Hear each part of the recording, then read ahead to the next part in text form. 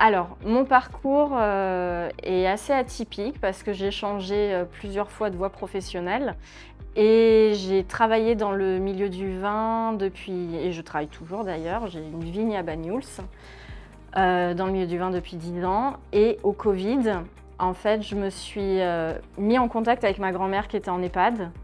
Et le seul contact qu'on avait ensemble, c'était de faire du tricot à distance et de faire des vidéos.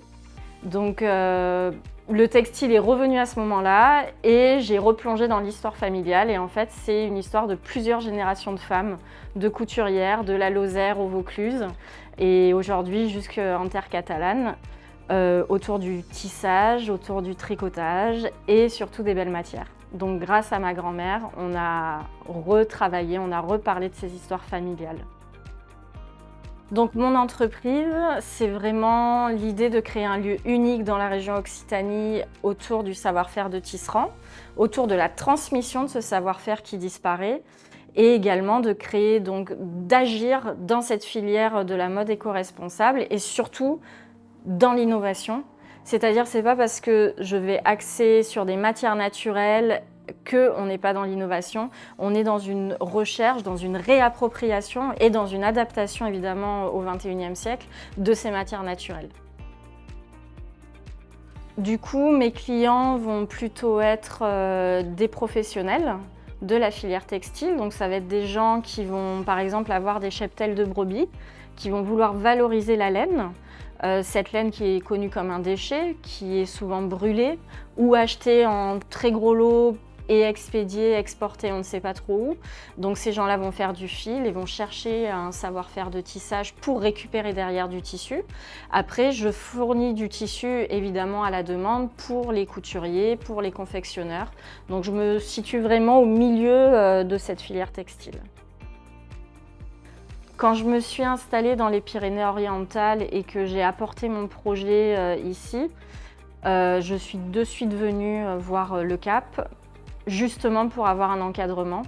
Donc j'avais déjà à ce moment-là 2 ans d'expérience en couveuse dans le Tarn et je sais la force du réseau et l'importance d'avoir les bons interlocuteurs sur le territoire. Donc en venant ici, c'est ce que j'ai trouvé, des premiers contacts, de l'encadrement, de la mise en place concrète du projet, comment soulever des fonds, comment organiser sa trésorerie, etc.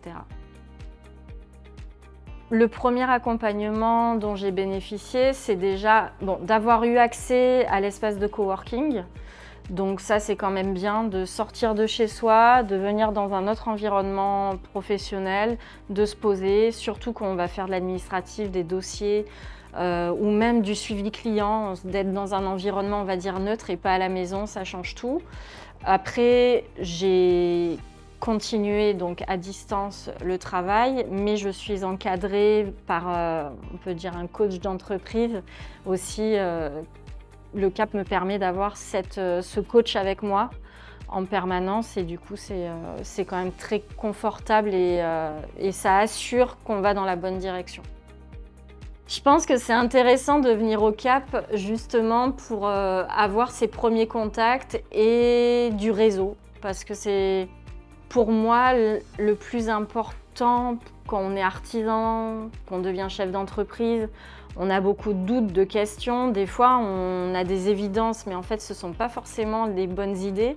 Et le fait d'avoir des gens avec qui échanger sur le projet, ça permet de prendre du recul, d'avancer dans des bonnes conditions. Donc, c'est pour moi essentiel de venir ici pour avoir ces contacts en local.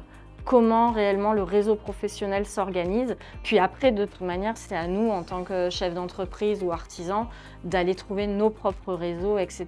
Mais c'est un vrai premier pas, des vrais premiers contacts.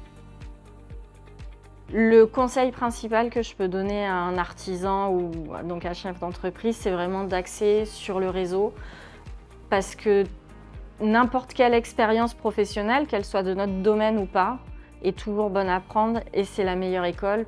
Donc le réseau, c'est vraiment pour moi le socle d'une entreprise artisanale, mis à part évidemment après les produits, mais ça c'est notre engagement personnel, c'est ce qu'on porte. Donc voilà, moi ça serait un conseil, c'est de absolument pas négliger la force du réseau.